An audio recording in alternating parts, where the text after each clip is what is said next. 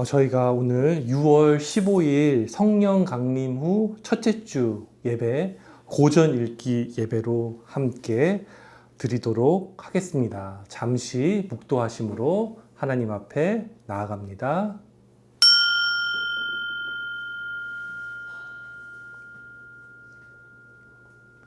하나님은 영이시니 영과 진리로 예배할지니라. 아멘. 때로는 너의 앞에 어려움과 아픔이 있지만 담대하게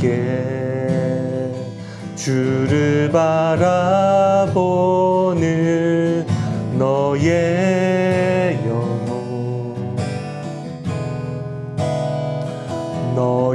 영혼 우리 볼 때 얼마나 아름다운지 너의 영혼 통해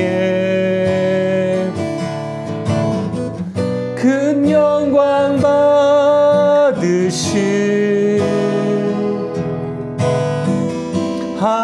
하나님을 찬양.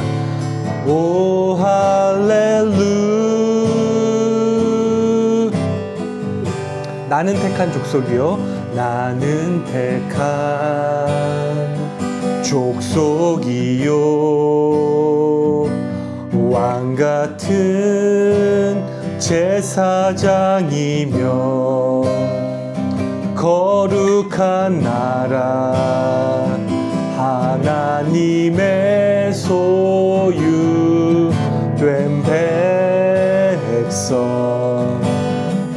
나의 영혼 주님 볼 때, 나의 영혼 주님 볼 때 얼마나 사랑스러운지 나의 영혼 통해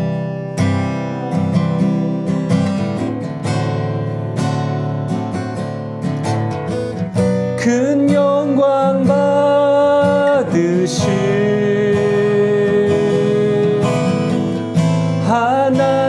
하나님을 찬양. 오 할렐루야. 우리 영혼 통해 큰 영광 받으실 우리 영혼 통해 큰 영광 받으실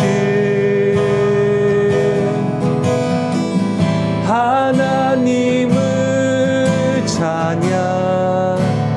오 할렐루야. 우리 목소리로만요, 우리 영혼 통해 우리 영혼 통해 큰 영광 받으실 하나님을 찬양. 오 할렐루야. 주님, 이 시간 우리가 고전 읽기 예배로 나아갑니다. 무엇보다 영성적인 전통에 따라서 하나님 찾는 길을 발견하기를 원합니다. 특별히 우리의 믿음의 선배들이 기도와 독서와 노동을 통해서 하나님 앞에 나아갔는데, 특별히 독서를 통해서 신앙의 원천을 재발견하게 하여 주시옵소서. 사슴이 시냇물을 찾듯 우리가 고전을 읽으면서 신앙의 맑은 샘물을 마시며 영혼의 갈증을 해결할 수 있는 시간이 되게 하여 주시옵소서. 이 공부를 통해서 지적 편견을 깨게 하시고 그리스도 안에 참 하나님께 이르는 길을 발견함으로써 우리 안에 참다운 생명이 피어나게 하소서. 예수 그리스도의 이름으로 기도드렸습니다. 아멘. 고전 읽기 예배 때는요, 저희가 말씀 한 구절 우리가 함께 뽑아서 읽도록 하겠습니다. 오늘은 베드로전서 2장 9절 말씀입니다. 여러분들 주보에 나와 있거든요. 우리 함께 한 목소리로 읽도록 하겠습니다. 함께 읽습니다. 그러나 너희는 택하신 족속이요 왕 같은 제사장들이요 거룩한 나라요 그의 소유가 된 백성이니 이는 너희를 어두운 데서 불러내어 그의 기이한 빛에 들어가게 하신 이에 아름다운 덕을 선포하게 하려 하심이라. 아멘. 예, 우리 이제 오늘은 고전 읽기인데 다 책을 읽는 게 아니라요. 제가 책을 좀 요약해서 가져왔습니다. 그래서 그 문장들을 우리가 함께 읽고 또 한번 생각해보는 시간 갖도록 하겠습니다. 첫 번째 책은요, 마틴 루터 종교개혁자입니다. 그 개신교의 시조세라고 생각하시면 돼요. 그분이 대표적인 3대 저작이 있거든요. 그 중에서 독일 기독교 귀족에게 고함이라는 글을 한번 읽어보겠습니다. 주보 2페이지, 3페이지 보시면은 이게 1520년 8월에 쓰여진 글인데 제가 알기로는 2월에 루터가 파문을 당합니다. 구교로부터 쫓겨나요. 예, 쫓겨나게 되고 파문을 당하는데 뭐에서 파문을 당하죠? 어떤 역할을 했는데 파문? 그 이제 비텐베르크 성당에 95개조 방방문을 붙인 거죠. 근데 유명한 게 대표적으로 면죄부를 팔았어요. 예, 천국에 가기 위해서는 믿음으로 가는 게 아니라 돈을 내야 돼요. 그래서 헌금함에 동전이 땅을그랑 떨어질 때 영원히 천국에 간다고 이렇게 얘기를 그렇게 이제 해서 그 돈을 모아서 어떻게 보면 교회가 이제 좀 타락하는 결과를 낳게 됐거든요. 그거에 대해서 이 종교개혁자 마틴 루터는 반박을 했던데 이게 첫 번째 글이에요. 이게 첫 번째 글. 그러면 수도사였는데 파문을 당한 거예요? 그러니까 원래는 굉장히 중요한 게 이제 마틴 루터는 어거스틴회 수도사예요. 수도사. 어거스틴회 수도사인데 목사 같은 거예요? 그러니까 목사는 목양을 하는 사람이잖아요. 수도사는 어떻게 보면 기도에 자기의 삶을 전생애를 바친 사람이에요. 근데 중요한 거는 우리가 다음 주에 이제 어떻게 보면 그 영화를 같이 볼 건데 루터 영화를 거기 더 자세히 나올 겁니다만은 굉장히 내적 갈등이 많았어요. 그러니까 자기 작은 죄에도 너무 민감했어요. 그래서 로마에 순례 여행도 보내줬는데 해결이 안 되니까 그 비텐베르크라는 도시에 가서 신약 교수가 되게 했어요. 거기 가면 원전을 읽을 수가 있었어요. 신약 원전을, 성경 원전을. 그래서 거기서 성경 신약을 연구하다가 새롭게 발견하게 된 거예요. 하나님이 어떤 분인지, 자비하신 분인지. 예, 그리고 면죄부를 통해서 천국에 갈 수 있는 게 아니라 하나님 보혈과 자비로 갈 수 있다는 걸 설파했는데 그것 때문에 파문을 당한 거예요. 예. 그러면서 한번 글을 읽어볼 텐데 돌아가면서 한번 읽어보겠습니다. 제가 간단히 요약해드리고요. 마지막에 정리를 해드릴 건데 첫 번째 패러그래프를 누가 읽어주실까요? 우리 종인 형제가 읽어주시겠습니까? 나는 더 이상 침묵할 수 없으며 성직자에게 개혁 의지가 없기 때문에 평신도 중심의 개혁을 추진해야 한다. 침묵은 교회 부패의 원인이 되었다. 교회는 아주 명확하게 자기 주위에 세 가지 담으로 둘러쳐서 이로부터 자신을 방어한다. 네, 여기서 좀 중요한 거는 성직자들의 개혁 의지가 없기 때문에 평신도 중심의 개혁을 한다. 굉장히 중요한 차원인 것 같아요. 그래서 글을 써서 평신도들이 하나님 말씀을 깨닫도록 돕는 거고요. 그러면서 교회를 비판하는데 세 가지 담이 있다고 얘기를 합니다. 예, 세 가지 담이 있다고 하는데 가장 핵심적인 것은 이 책의 주제는 뭐냐면 만인 제사장설입니다. 예, 영적 계급과 세속적 계급으로 나눠져 있는 것이 아니라 모두가 세례를 통해서 하나님께 특별히 성별받은 존재라는 것을 얘기하거든요. 예, 우리 지은 자매님 읽어주시겠습니까? 첫 번째 장벽. 첫 번째 장벽, 영적 계급이 세속적 계급보다 위에 있다고 한다.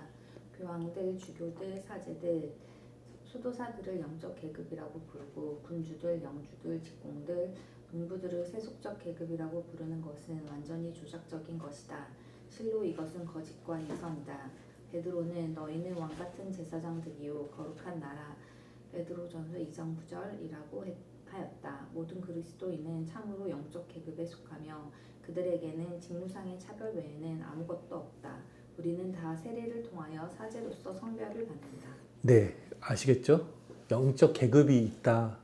그러니까 평신도들은 낮은 계급이라고 했는데 그거에 대해서 오늘 우리가 읽은 그 한 말씀 베드로전서 2장 9절을 통해서 우리 모두가 왕 같은 제사장 하나님 앞에서 살아가는 존재라는 것에 대해서 얘기하고 있는 겁니다. 그러니까 좀 정리하면 성속 이원론을 깬 거예요. 어떤 것은 거룩하고 속된 것이 아니라 모두가 그리스도 안에서 거룩하고 성직자는 하나의 직책에 불과하다는 것에 대해서 얘기하는 것입니다. 두 번째 장벽 한번 종인 형제 읽어주시겠습니까? 두 번째 장벽은 그들만 성등의 유일한 해석자로 자처한다. 자신들만 영적 권위를 가지고 있기 때문에 어떤 오류도 범할 수 없다고 말한다. 그러나 우리가 다 사제들이고 다 하나의 신앙과 하나의 복음과 하나의 거룩한 예배를 가지고 있다면 우리는 신앙 문제에 관하여 성서 해석에 따라 바르고 그른 것을 시험하고 판단할 권능을 가져서는 안 된다. 굉장히 도발적이죠. 앞에 문단에서도 이 계급을 나누는 것은 거짓이고 위선이라고 하면서요. 모든 신자들이 하나의 신앙과 복음과 예배 안에서 성서를 따라 판단할 수 있는 능력이 있다는 거예요. 특별히 그 베드로의 열쇠를 구교만 받았고 교황이 그 베드로의 권한을 혼자 받았다고 하면서 교황 무호설이 있었잖아요. 이제 그거에 대해서 반박을 하는 것이고 그 반박의 근거가 뭐냐면 이 성경 하나님 말씀을 통해서 그래서 루터가 하는 게 뭐냐면 구호가 뭐냐면 종교개혁의 구호가 오직 말씀으로 솔라 스크립투라는 건데요. 결국 성경을 번역을 합니다. 공부한 사제들만 읽을 수 있는 성경을 자국어로 번역해서 모두가 성경을 읽을 수 있도록 한 일이 종교개혁자들이 한 대표적인 일이라고 볼 수 있습니다. 세 번째 장벽은 한번 읽어주세요. 세 번째 장벽은 첫 두 장벽이 무너질 때 스스로 무너진다. 만일 교황이 성경에 어긋나는 행위를 한다면 우리는 그리스도의 명령에 따라 성경편에 서서 그를 제지하고 징계할 책임이 있다. 교황이 그리스도교 공동체의 걸림돌이 될 때 필요하다면 누가 되었든 그 공동체의 신실한 지체라면 참으로 자유로운 공인회를 소집해야 한다. 저 마지막까지 제가 읽을게요. 교황은 매우 단호한 말로 명령하지만 복음에 대해서는 말하지 않는다. 그 결과 복음서는 먼지 속에 놓여 있고 그의 추악한 명령만이 홀로 힘을 발휘한다.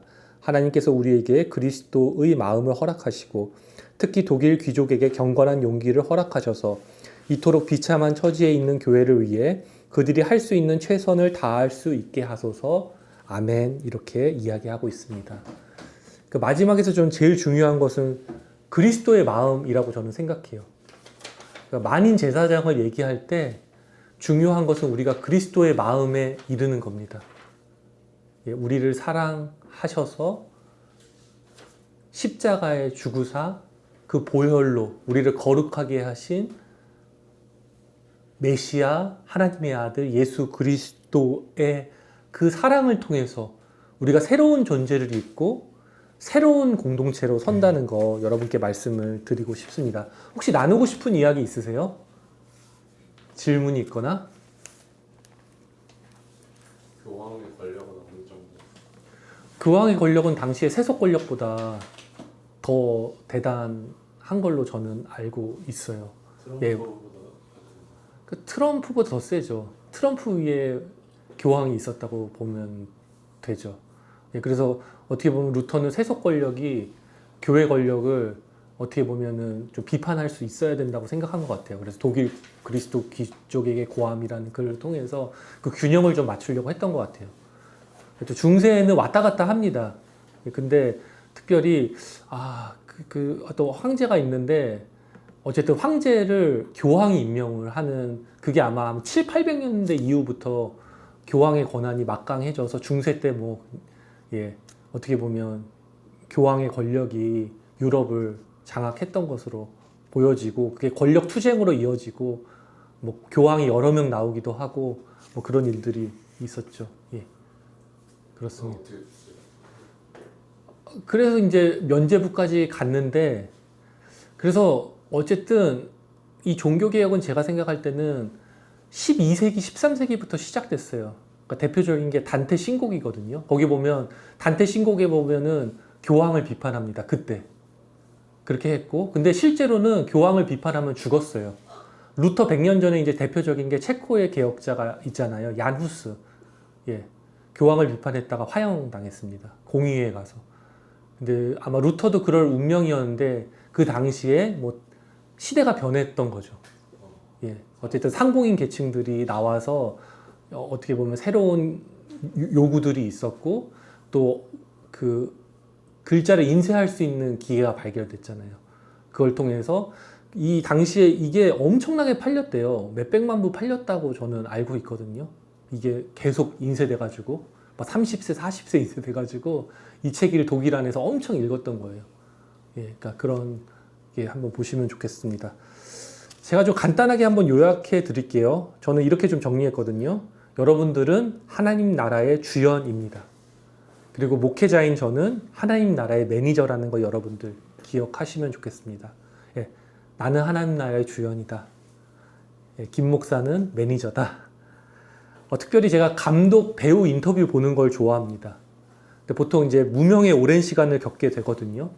또 무명의 시간이 길면은 포기하고 싶은 마음도 생기는데, 근데 그때 중요한 게 어떤 사람을 만나야 되냐면 원석인 자신이 보물이라는 거를 아는 그 사람의 눈빛을 만나야 된다고 말씀을 드리고 싶어요. 그 오랜 무명의 시간들이 자신한테는 절망이거든요. 근데 그의 눈빛을 통해서 내 가능성을 발견하게 된다고 말씀드리고 싶습니다. 오늘 말씀이 그런 말씀입니다. 너희는 왕 같은 제사장이요 거룩한 나라. 이것은 나를 보석으로 보는 동료의 눈빛이고, 우리를 사랑하셔서 십자가에 자기 전부를 내어주신 하나님의 마음이라는 것을 알고요. 여기에 접속이 되면은 마침내 우리는 당당히 무대에 설 그날을 준비하면서 끝까지 길을 걸을 수 있다고 여러분들께 말씀드리고 싶습니다. 후에 분명히 누군가 물어볼 것입니다. 여러분들 무명의 시간에 가장 힘들었던 때 가장 기억에 남는 사람은 누구냐고 여러분께 물어볼 것입니다. 근데 저는요, 이거 이번 주에 주중에 같이 이렇게 모임했던 분 중에 누가 하신 말씀인데, 말씀이란 단어 좀 기억해 보시면 좋겠습니다. 말씀이 중요한데 말씀이 말숨이 돼야 돼요. 그러니까 내 안에 어떤 말이 숨 쉬는 거예요. 우리는 그리스도의 말씀이, 그분의 삶이, 그분의 사랑의 눈빛이 내 안에 숨결로 살아 숨쉰다고 이야기하는 우리가 됐으면 좋겠고, 그분을 큰형님으로 모시면서 그 무대에서 함께 준비하면서 울고 웃었던 나의 사랑하는 공동체 형제 자매들, 동지들이 함께 했기 때문에 여기까지 왔다고 말하는 우리가 되었으면 좋겠습니다. 오늘 본문의 더 원천적인 말씀은요, 출애굽기 19장 5절 6절이에요. 한번 찾아서 읽어보시는데 거기서 기억할 것은 제사장 나라입니다.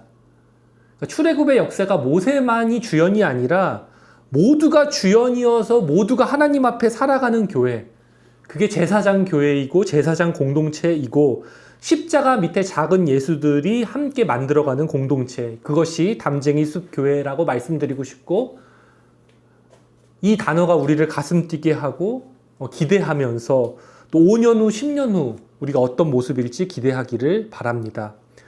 마지막으로 말씀을 마무리하면서 말씀드리고 싶습니다. 하나님이 직접 주연으로 캐스팅한 여러분, 이 부르심 결코 작지 않습니다. 소중히 여기십시다. 그리고 크고 앞서가는 사람 부러워하지 맙시다. 우리만의 스토리가 분명히 있습니다. 그것을 함께 써나가고 함께 공감하는 사람들이 나올 것을 믿습니다. 나는 여러분들의 매니저, 함께 꿈꾸는 제사장 공동체, 우리를 통해 세상에 하나님의 자비가 드러나고 맛보기를 함께 꿈꾸고 나아가는 우리가 되기를 성령님 우리를 도우소서. 이 마음으로 우리 한 주간 살아갑시다. 말씀을 마무리하도록 하겠습니다. 우리 말씀 한 구절 우리 다시 한번 읽고 우리 곱씹는 기도하는 시간 갖도록 하겠습니다. 다시 한번 곱씹으면서 우리 말씀을 기억했으면 합니다. 이 한 구절 우리가 가슴에 새긴다면요, 우리 인생이 달라집니다. 이제는 말씀을 쉬는 인생으로 우리가 함께 살아가게 되는 줄로 믿습니다. 함께 읽습니다. 그러나 너희는 택하신 족속이요 왕 같은 제사장들이요 거룩한 나라요 그의 소유가 된 백성이니 이는 너희를 어두운 데서 불러내어 그의 기이한 빛에 들어가게 하신 이에 아름다운 덕을 선포하게 하려 하심이라. 아멘. 우리 함께 침묵으로 기도합니다.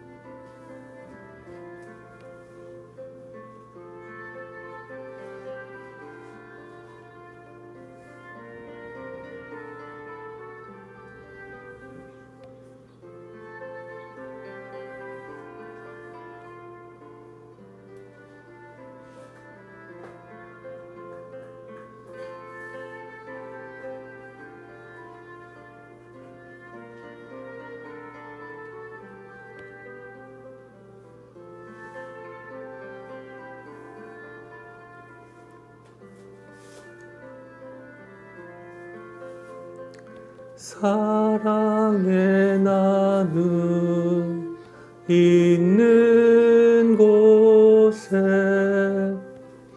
하나님께서 계시도다.